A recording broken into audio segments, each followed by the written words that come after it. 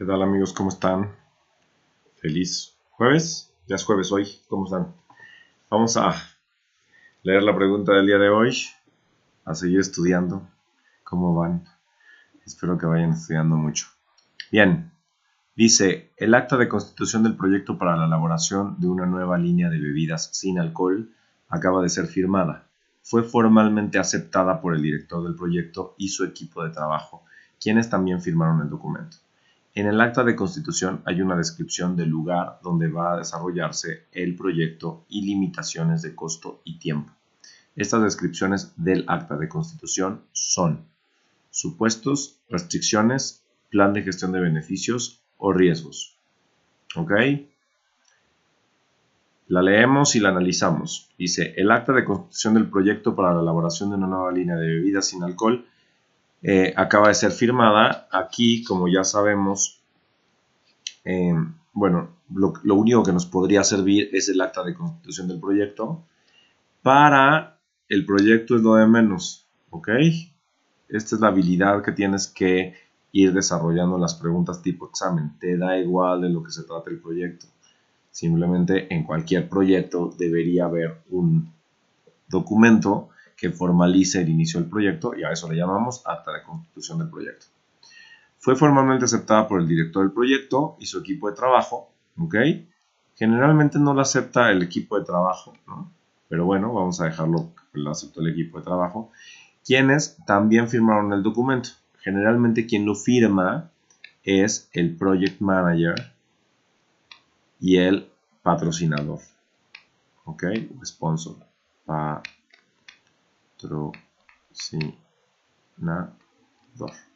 ¿ok? Pero bueno, eso tú lo sabes y no te afecta, no vas a corregir al PMI si es que redactaron una pregunta mal. Y después dice, en el acta de constitución hay una descripción del lugar donde va a desarrollarse el proyecto y limitaciones de costo y tiempo, ¿ok? Que eso está bien, eso sí puede pasar, ¿no? Ahí te pueden decir, oye, haz el proyecto, pero lo tienes que hacer aquí y no te puedes gastar más de tanto y además tienes que entregar en tal fecha, ¿sí? O sea, aquí te pueden poner una fecha y aquí te pueden poner unos, en el libro le llaman los recursos financieros preaprobados, pero yo digo que es como un límite de financiamiento, un tope presupuestal, límite, que no confundir con el presupuesto, ¿ok? Al inicio del proyecto, en el acta te pueden poner un tope presupuestal, es decir, haz el proyecto, pero no te gastes más de 10 pesos o de 10 millones. Y ya después se elabora el presupuesto, pero ya es un presupuesto detallado, ¿ok? Entonces no confundir este límite del inicio con el presupuesto. Estas descripciones del acta de constitución son A, supuestos, B, restricciones, C, plan de gestión de beneficios, D, riesgos. ¿Ok? Entonces, bueno, ¿qué descripciones? Estas, los voy a poner de otro colorcito. Ya nada más están refiriendo en el acta hay lugar y limitaciones de costo y tiempo. Es decir, ya todo lo demás lo podemos tachar, ¿sí? Ya no nos sirve nada más. Todo lo demás ya es paja de la pregunta. ¿Ok? Lo tachamos. Lo tachamos. Por lo tanto, con que hubiera leído la última parte, en el acta de constitución del proyecto hay una descripción del lugar donde va a desarrollarse el proyecto y limitaciones de costo y tiempo. Estas descripciones del acta de constitución son, todo lo demás era paja.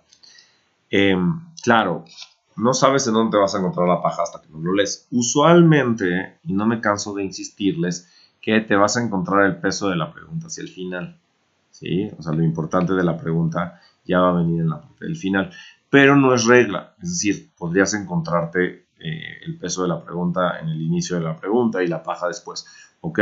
Por eso hay que leerlo, pero fíjate, yo cuando hice mi examen, yo lo hice en inglés, y la verdad es que pues, yo no soy nativo del idioma, a pesar de que mi esposa es extranjera, y a mí sí me costó trabajo estar haciendo las cuestiones de traducción y sí leí muchas veces la pregunta. Entonces, Vamos a suponer que estás medio nervioso, que no entendiste muy bien la primera parte de la pregunta. Si la vas a releer, enfócate en releer primero lo del final.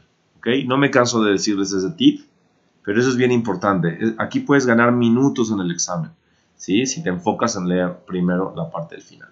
Entonces, antes de intentar responder, vamos a intentar catalogar la pregunta. Esta es una pregunta 100% de conceptos y definiciones, ¿ok? Poquito de salidas, ¿ok? Es decir, te están evaluando el proceso de desarrollar el acta, pero no te están pidiendo el nombre del proceso, por lo tanto, no es evaluación del nombre del proceso. No te están preguntando entradas, no te están preguntando herramientas y técnicas. Te están preguntando sobre la salida de desarrollar el acta, que es el acta. Digo, no te están preguntando que digas cuál es la salida del proceso de desarrollar el acta. Ya te están diciendo que es el acta de constitución del proyecto.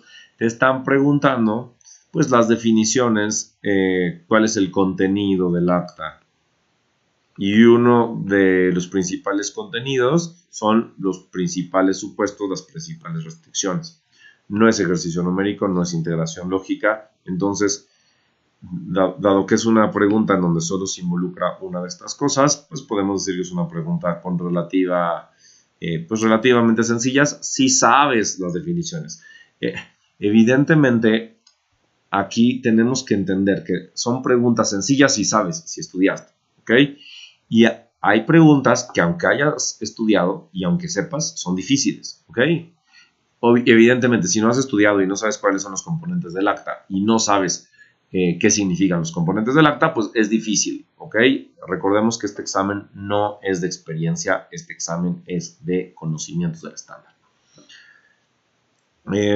Y aquí tenemos, no es una pregunta de conceptos generales, no es una pregunta de factores, no es una pregunta del rol del Project Manager, es una pregunta de integración, ¿ok?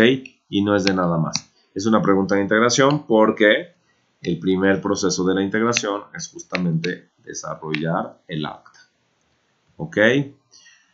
Por lo tanto, en el acta de constitución del proyecto hay una descripción del lugar donde va a desarrollarse el proyecto y limitaciones de costo y tiempo. Estas descripciones son, a ver, aquí tenemos supuestos, restricciones, plan de gestión de beneficios y riesgos. Fíjate, la que es Mickey Mouse, yo siempre les digo, hay dos que son buenas, una que está mal pero que puedes tener dudas y otra que es Mickey Mouse, o sea que no tiene nada que ver. La que es Mickey Mouse es plan de gestión de beneficios. Este es Mickey. Voy a borrar el cuadrito para que no piensen los que estén viendo el video que esa era la respuesta. ¿Ok? Perdón. Ahí está. Lo borramos. Ahí está. ¿Ok? Plan de gestión de beneficios no puede ser el plan de gestión de beneficios porque ese es un plan, fíjate que no aparecía mucho en la versión anterior del PMBOK, pero en la versión 6 ya se habla del plan de gestión de beneficios. Es un plan que, bueno, y aquí le pongo, este es el Mickey Mouse. Este es un plan que debería tener la organización en donde vamos a ver cuáles son los beneficios que va a dar el proyecto y no solo ese proyecto, sino cuáles son los beneficios que dan los proyectos en conjunto. ¿Ok? Entonces, cuando la organización tiene un nivel de madurez importante, avanzado en la dirección de proyectos, entonces generan este plan de gestión de beneficios para poder saber cómo le van a beneficiar a la organización los diferentes proyectos que participa o que desarrolla. ¿Ok? Entonces, no es ese plan de gestión de beneficios. Sí es una pregunta de inicio, porque justamente en el proceso, me regreso tantito, en el proceso de desarrollar el acta, aquí, bueno, ahí está. En el proceso de desarrollar el acta, las entradas son justo el caso de negocio, ¿ok? Y el plan de gestión de beneficios. Obviamente estas entradas hay que aprendérselas, ¿no? No las puedes sacar por lógica. Yo no sé, hay veces que que los profes dicen que nada más es de lógica. No, no, no. Tienes que recordar que el plan de gestión de beneficios entra en el acta. ¿Ok? Entonces, ese es un Mickey Mouse. Ese lo descartamos. Luego, puede haber, a veces hay en los alumnos confusión entre la definición de supuesto y la definición de restricción. ¿Ok? Entonces, esto no es un supuesto. Esto no es un supuesto. Esto está mal. Pero dado que es confuso, al menos yo que doy muchos entrenamientos y que conozco a muchos alumnos, muchas veces se confunden entre el supuesto y la restricción, te tiene que quedar clara cuál es la diferencia. Supuesto es una situación que das por hecho, pero que todavía no estás seguro que va a suceder. Recordemos que estamos al inicio del proyecto, estamos desarrollando el acta de constitución del proyecto y no hemos hecho una planificación detallada del proyecto. Por lo tanto, al principio tienes muchas cosas ahí como nebulosas que no sabes si van a suceder. Entonces, supongo que nos van a dar el crédito. Supongo que los vecinos no van a hacer un plantón para que no les construya. Supongo que los usuarios van a darnos adecuadamente a los requerimientos. ¿Ok? Supongo. No lo puedes saber sino hasta que lo demuestras, hasta que va pasando. Decía una alumna, Laura, decía, es como la definición de axioma. Sí, correcto. Es en matemáticas como la definición de axioma. Es algo que das por hecho, pero no necesitas demostrarlo. En matemáticas sería como un axioma. Aquí es un supuesto. ¿Ok?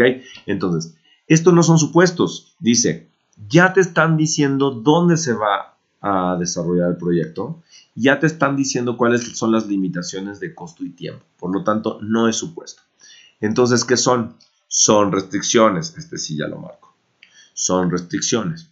Y aquí se cumple la reglita de que casi siempre hay dos mal.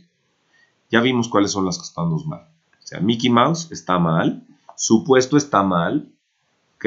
Pero el Mickey Mouse es como muy mal, ¿no? O sea, plan de gestión de beneficios no tiene nada que ver. Supuestos, no es tan Mickey Mouse porque si no te ha quedado claro el concepto entre supuesto y restricción, no sabes cuál es la diferencia, entonces podrías confundirte. Y el que fíjate que no está tan mal es de riesgos, pero evidentemente no es la respuesta. ¿Okay? Lo voy a tachar para que veas que no es la respuesta. Sin embargo, algo que nos tiene que quedar claro es que todas las restricciones derivan en riesgos. ¿Ok? Y muchos supuestos derivan en riesgos. Pero no son riesgos. Recordemos la definición de riesgo. Riesgo es un evento que tiene una probabilidad de ocurrir y que si ocurre puede afectar o beneficiar al proyecto. ¿Sí? O sea, puede impactar de manera negativa o de manera positiva. Es un evento que tiene una probabilidad de ocurrir. Aquí, ¿por qué no sería riesgo? Porque aquí no te están marcando que esto tenga una probabilidad de ocurrir. ¿Sí? Esto, el lugar donde va a desarrollarse ya es un hecho. El límite del presupuesto ya es un hecho. La fecha de entrega ya es un hecho. Entonces, esos no pueden ser eventos con probabilidad de ocurrencia. Claro, cuando a ti te ponen una fecha de entrega, ¿sí? Y a ti te dicen, no puedes entregar después del 30 de marzo, eso te mete en problemas porque evidentemente ya tienes que planificar sobre tu ruta crítica y ya cualquier retraso en la ruta crítica o en las rutas casi críticas te puede hacer que no entregues en la fecha. ¿Ok? Es decir, la restricción puede generar riesgos. O el lugar en donde se va a desarrollar, pues resulta que ya hay unos recursos, ¿sí? Etcétera. Que ahí secuestran, ¿no? Etcétera. Eso puede generar riesgos. Pero no son como tal las restricciones. Aquí lo que te están marcando son restricciones, entonces no debería haber duda. Bien, amigos, espero que les haya gustado la explicación de esta pregunta. Suscríbanse al canal. Los saluda, y se despide Luis Díaz Barreiro, el director general de Aprendizaje Instantáneo.